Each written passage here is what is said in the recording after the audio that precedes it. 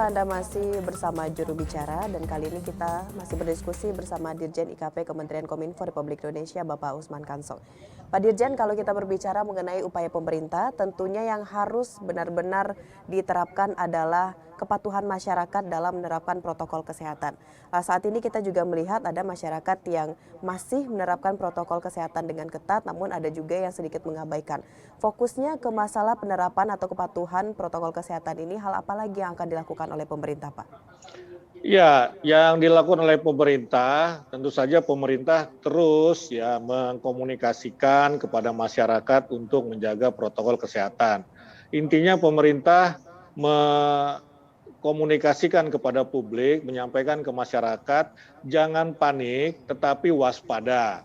Nah, waspada ini maksudnya adalah tetap menjaga protokol kesehatan. Satu itu, ya. Kedua, segera vaksin dosis lengkap bagi yang baru divaksin dosis pertama.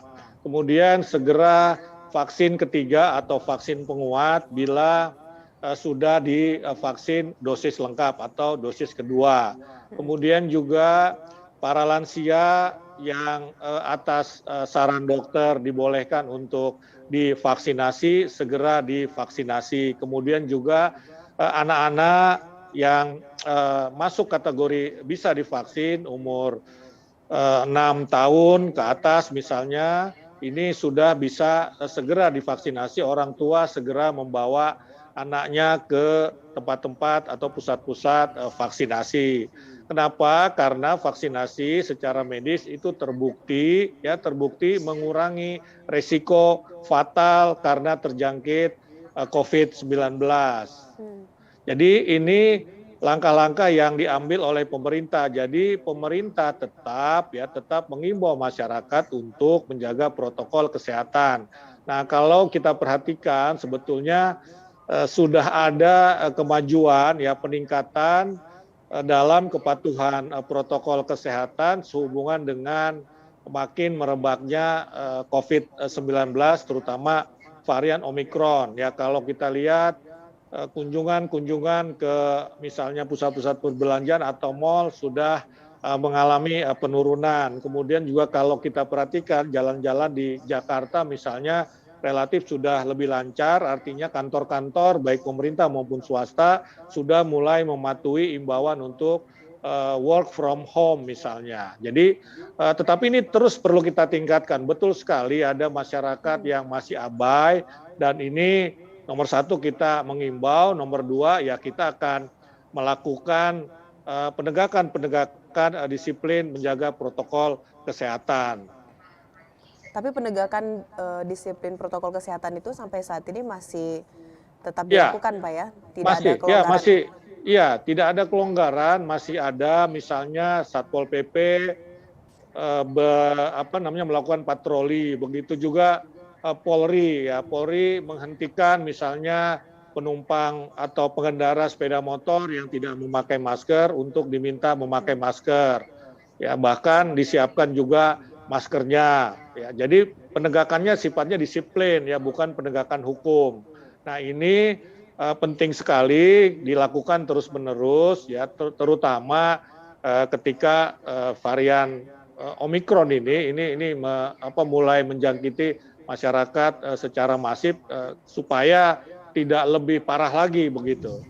Ya, baik. Pak Dirjen, kalau kita melihat beberapa artikel ini mengatakan ada beberapa pendapat dari orang-orang bahwa peningkatan kasus COVID-19 varian Omikron ini salah satunya itu semakin meningkat dan ini merupakan salah satu faktor terjadinya gelombang ketiga.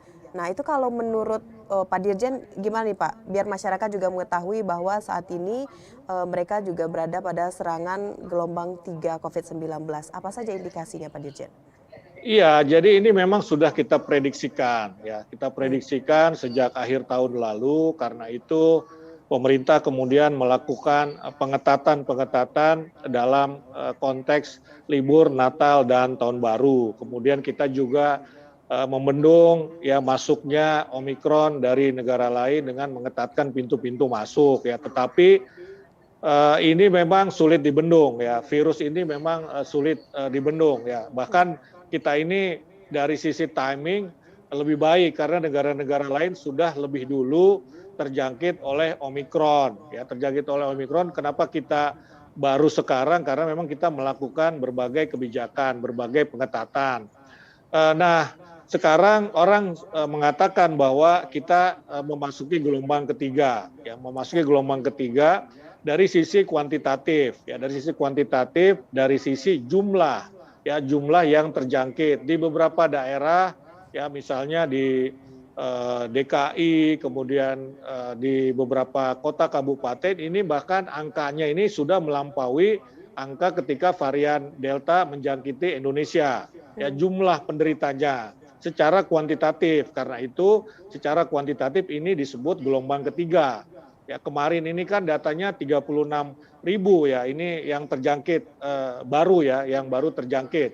Ya, yang sebelumnya 34.000 begitu sekitar. Jadi ini peningkatannya lumayan signifikan ya. Peningkatannya lumayan signifikan. Ya, misalnya dari kemarin itu 34, kemarin lusa 34.000, sekarang 36.000. Ini artinya yang baru nih 36.000 begitu kan. Nah, ini karena itu secara kuantitatif disebut gelombang ketiga, tetapi secara kualitatif ya dari sisi efek ini Omikron ini lebih rendah ya dibandingkan dengan Delta di bulan Juli ataupun Agustus tahun 2021. Nah, karena itu secara kualitatif ya sebetulnya itu tadi kita jangan panik tapi tetap waspada. Ya, kenapa Omikron ini relatif memberi dampak yang lebih rendah, lebih tidak bergejala bahkan ya karena memang jenis variannya nomor satu. Ya, nomor dua ya ini karena banyak masyarakat yang sudah divaksinasi, ya sudah divaksinasi, sudah tercipta herd immunity begitu kan, sudah tercipta herd immunity dan kemudian juga ada yang herd immunity alami karena sudah banyak masyarakat yang terjangkit. Tetapi sekali lagi harus kita katakan bahwa vaksinasi ini tidak kemudian pasti mencegah orang terkena Omikron ya karena memang tingkat kekebalan yang terbentuk di tubuh manusia ini berbeda antara satu manusia dengan manusia yang lain. Ya, kemudian juga efikasinya ini juga menjadi faktor kenapa masih ada orang yang terkena walaupun sudah divaksinasi dosis lengkap bahkan sudah booster begitu. Iya. Tetapi yang pasti ya secara ilmiah, secara medis, vaksinasi itu ya dosis lengkap kemudian booster ini mengurangi efek, mengurangi fatalitas bila terjangkit COVID. Baik, jadi catatannya adalah secara kuantitatif Indonesia sudah masuk gelombang ketiga pandemi COVID-19, tapi secara kualitatif belum gitu Pak ya. Baik Pak Dirjen, setelah ini kita akan bahas mengenai PPKM dan juga PTM di Indonesia, namun kita akan jeda pariwara berikut, pemirsa tetap di Juru Bicara.